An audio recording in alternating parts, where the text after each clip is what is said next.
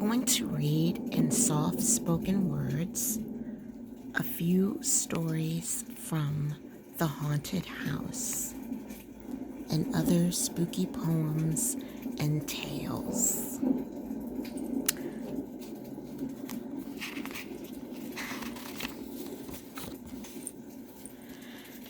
The haunted house.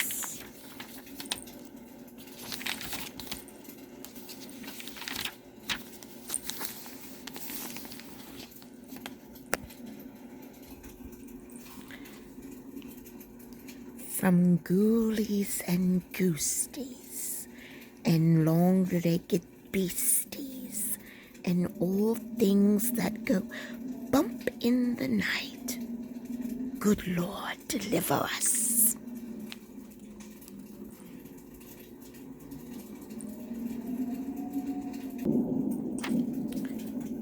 The haunted house. Not a window was broken, and the paint wasn't peeling. Not a porch step sagged. Yet there was a feeling that beyond the door and into the hall, this was the house of no one at all.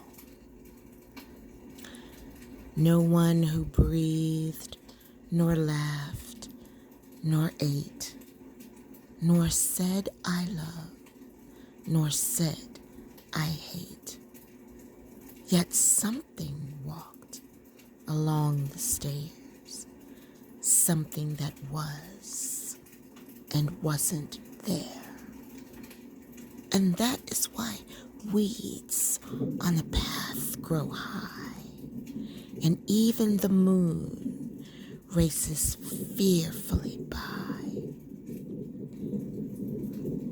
For something walks along the stair, something that is and isn't there.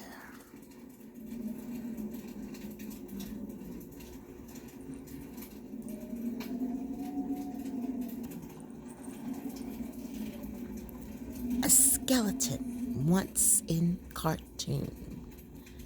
A skeleton once in cartoon asked a spirit up into his room. They spent the whole night in the eeriest fight as to which should be frightened of whom. In memory of Anna Hopewell, here lies the body of Anna, done to death by a banana. It wasn't the fruit that laid her low, but the skin of the thing that made her go.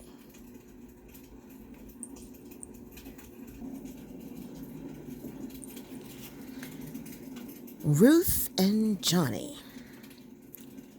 Ruth and Johnny, side by side, went out for an auto ride.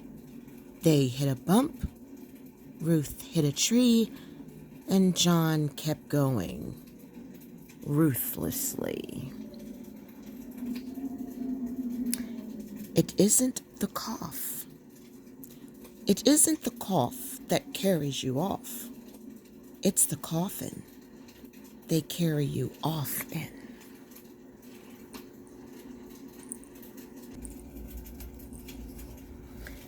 The velvet ribbon. Once there was a man who fell in love with a beautiful girl. And before the next full moon rose in the sky, they were wed. To please her husband, the young wife wore a different gown each night. Sometimes she was dressed in yellow. Other nights she wore red, blue, or white. And she always wore a black velvet ribbon around her slender neck.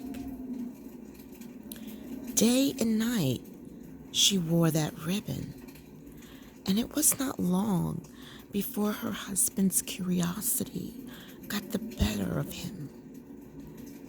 "Why do you always wear that ribbon?" he asked.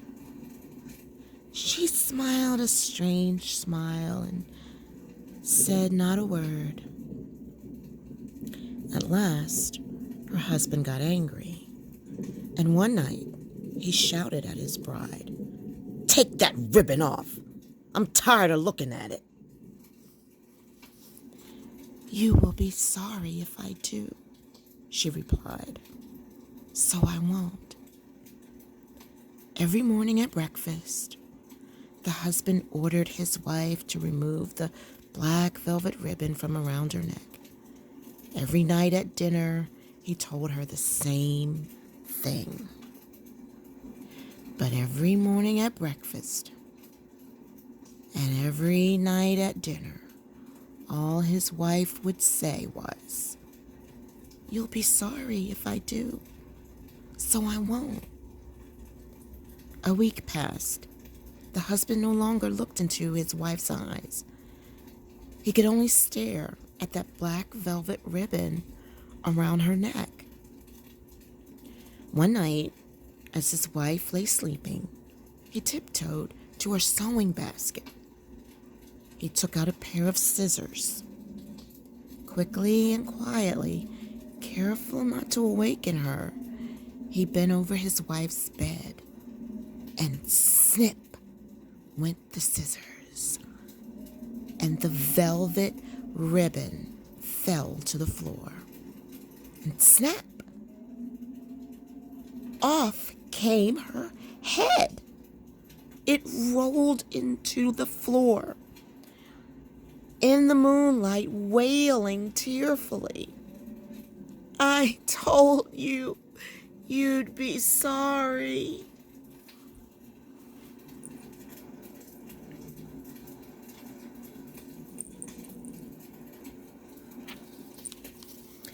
Little Willie. Little Willie, from his mirror, licked the mercury right off, thinking in his childish error it would cure the whooping cough. At the funeral, his mother sadly said to Mrs. Brown, "'Twas a chilly day for Willie when that mercury went down." Jerry Jones. 6 feet beneath this funeral wreath is laid upon the shelf one Jerry Jones, who dealt in bones, and now he's bones himself.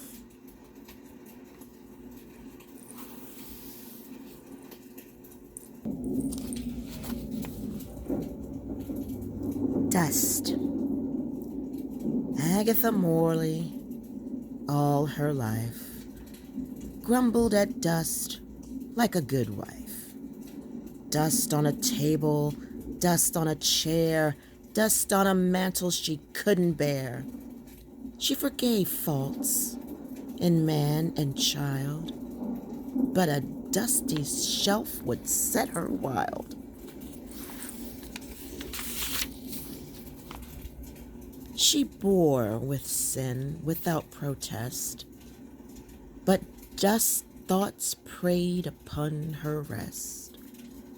Agatha Morley is sleeping sound, 6 feet under the moldy ground.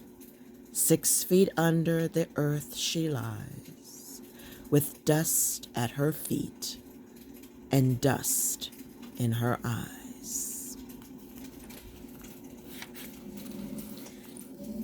Windy nights, whenever the moon and stars are set, whenever the wind is high, all night long in the dark and wet, a man goes riding by. Late in the night, when the fires are out, why does he gallop and gallop about? Whenever the trees are crying loud and ships are tossed at sea. By on the highway, low and loud, by at the gallop goes he. By at the gallop he goes, and then by he comes back at the gallop again.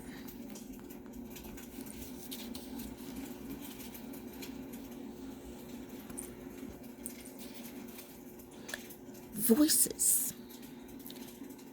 There are songs and sounds in stillness, in the quiet after dark, sounds within sounds, songs within songs. There are rhythms in the quiet and pulses in the night, beats within beats, drums within drums, something calling in the embers, something crying in the rocks, and out beyond the darkness there are voices in the stars. Winter moon. How thin and sharp is the moon tonight. How thin and sharp and ghostly white is the slim curved crook of the moon tonight.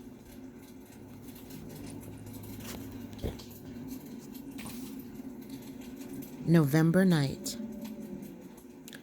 Listen, with faint dry sound like steps of passing ghosts, the leaves, frost crisp, break from the trees and fall.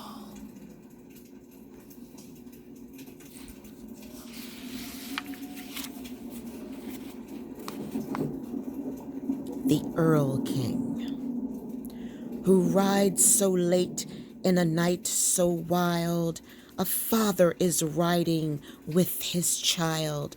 He clasps the boy close in his arm. He holds him tightly. He keeps him warm. My son, why are you trembling? What do you fear? Oh, look, father, the Earl King, he's coming near, with his crown and his shroud. Yes, that is he. My son, it is only the mist that you see.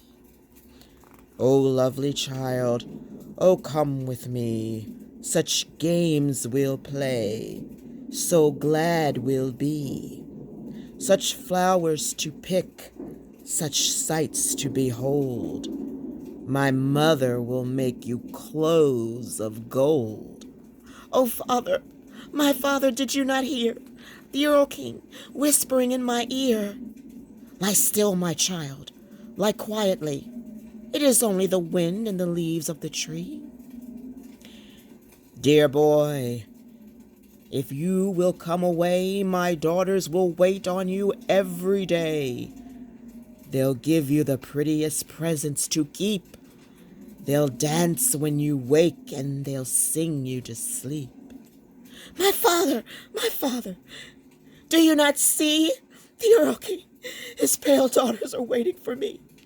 My son, I see what you say. The willow is waving its branches of gray. I love you, so come without fear or remorse. And if you're not willing, I will take you by force. My father, oh my father, tighten your hold. The Earl King has caught me. His fingers are cold. The father shudders. He spurs on his steed. He carries the child with desperate speed. He reaches the courtyard and looks down with dread. There, in his arms, the boy lies dead.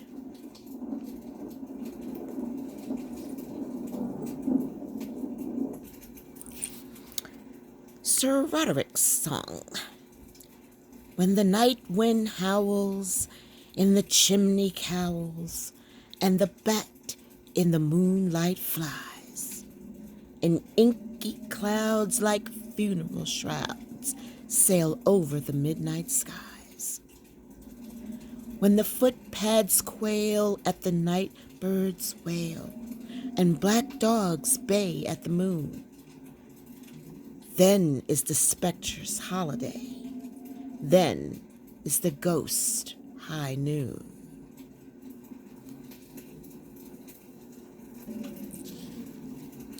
The Bat. By day, the bat is cousin to the mouse. He likes the attic of an aging house. His fingers make a hat about his head. His pulse speed is so slow, we think him dead. He loops in crazy figures half the night among the trees that face the corner light. But when he brushes up against a screen, we are afraid of what our eyes have seen. For something is amiss or out of place when mice with wings can wear a human face.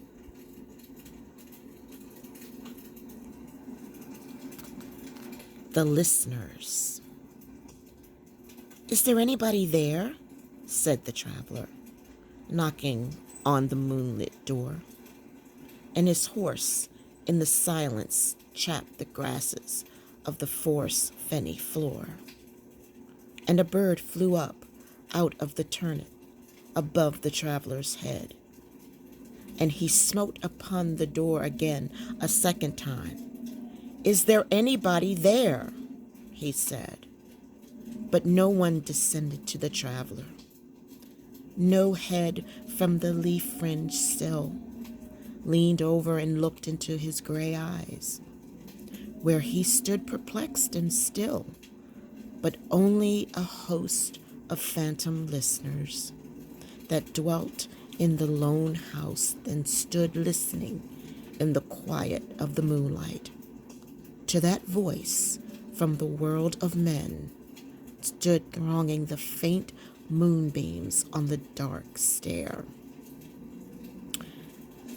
that goes down to the empty hall, hearkening in an air stirred and shaken by the lonely traveler's call.